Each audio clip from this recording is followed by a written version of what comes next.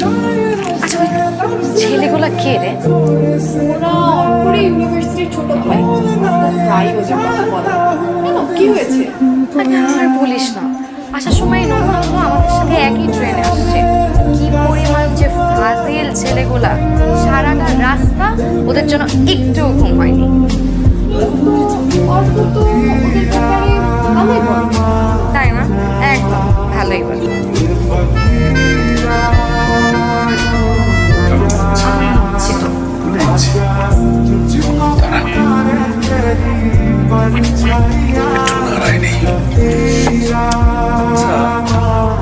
খাওয়ার পর থেকে কেমন কেমন যে লাগছে। খাবারটা একটু কেমন ছিল না রে? হ্যাঁ তো মানে আমারও না কেমন যেন লাগতেছে। এবারে রান্না তো কখন না কখন করছে, আমার মনে হচ্ছে নষ্ট হয়ে গেছে। মানে আসতে বল, কিন্তু অনেকে কোনো খায় না, আবার দেখতেছ না।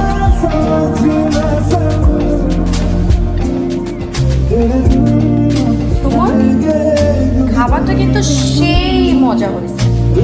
আসলে কথায় আছে না, কিসের পেটে যেন কি সয় না, পেটে কি সয় না সেটাই।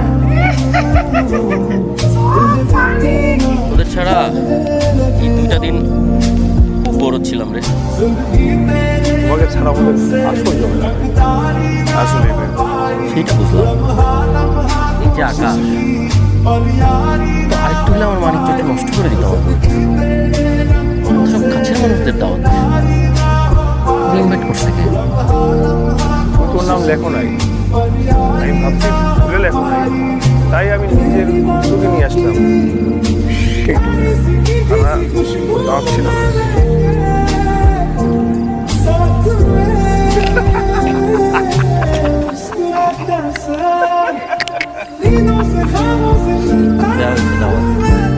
কাছের মানুষ, স্পেশালি আমি বলে স্টেজ প্রোগ্রামের প্ল্যানটা কি? দেখ, আমি এই ফুলের পানিতে বন্ধ দিতে আসি। তো ভাবির প্রেমে হাবুডুবু খাচ্ছি রে। আমার অবস্থা খুব খারাপ। স্টেজে উঠবো, আকাশ বাতাসের দিকে তাকায় 2টা প্রেমের কবিতা বলে আমি। ঠিক আছে পাখিরা আমার সঙ্গে। তোর ভাবি ছাড়া না একদম থাকতে পারি না। একটু সময় দিতে হবে বুঝলি। ওই দিকটা সামলাই, একটু এদিকটা দেখ আর কি। হ্যাঁ কি দুলা ভাই, আমার বোনকে তো একটু সময় দিচ্ছে না।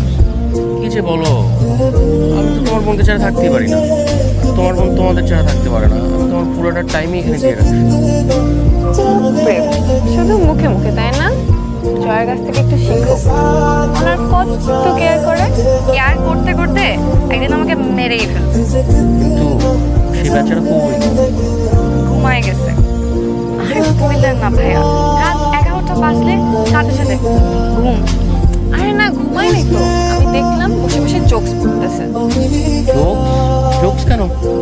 জয় স্টেজে জোকস পারফর্ম করবে। শুনে হাসি পাইছে।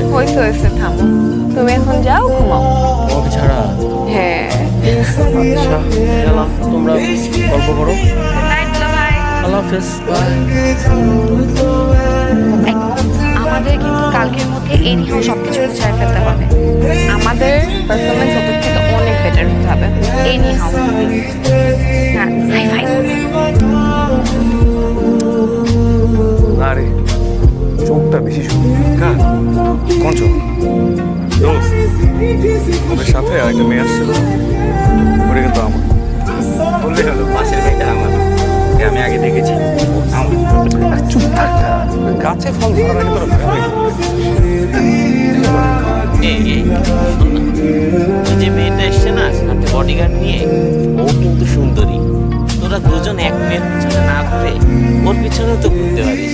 কি রে বল, ঠিক না দোস্ত? তো বুদ্ধি কবে হবে রে? ওটা তোর ভাবি লাগে। সালাম দে তো, সালাম দে। আসসালামু আলাইকুম ভাবি।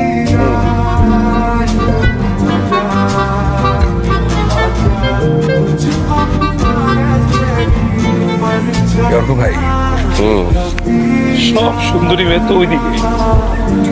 আমাদের টিমে পারফর্ম করবে কি? আমাদের এনারা আর কি। দুই একটা মেয়ে থাকলে ভাইয়া টিমের স্পিডটা একটু বাড়তো আর কি। মুরব্বীদের নিয়ে একটু ম্যানেজ কর না, পারবি তোরা ভাই? হ্যাঁ হ্যাঁ সম্ভব। কিন্তু ওই যে মেয়েটা আছে না, হুম, বডিগার্ড নিয়ে ঘুরেছে, হ্যাঁ। ওর কি বিয়ের সাথে ঠিক হয়ে গেছে নাকি? না, ওই যে ছেলেটা দেখিস, ও ওদের ফ্যামিলি ফ্রেন্ড, বিয়ের কথা চলতেছে। তুই কিন্তু আবার প্রেমে পড়িস না, আমার কোনো ঝামেলা আমি চাই না। আরে আমাকে পটো না, কারণ তুই নিজ থেকেই পটে যা। একদম তোরা যে দুজন মিলে একজনের পিছিয়ে ঘুরো। ওটা বাদ দিয়ে আমার বিয়ের প্ল্যানটা একটু কর। চলো এই কি প্ল্যান করা যায় এটা টিমে? আচ্ছা ওরা কি প্ল্যান করছে? তুই চিন্তা করিস না, ওরা আমাদের সামনে টিকতেও পারবে না। শুরু হয়ে গেল বিয়ের সকল প্রস্তুতি। একদিকে রিয়াদের ডান্স প্র্যাকটিস,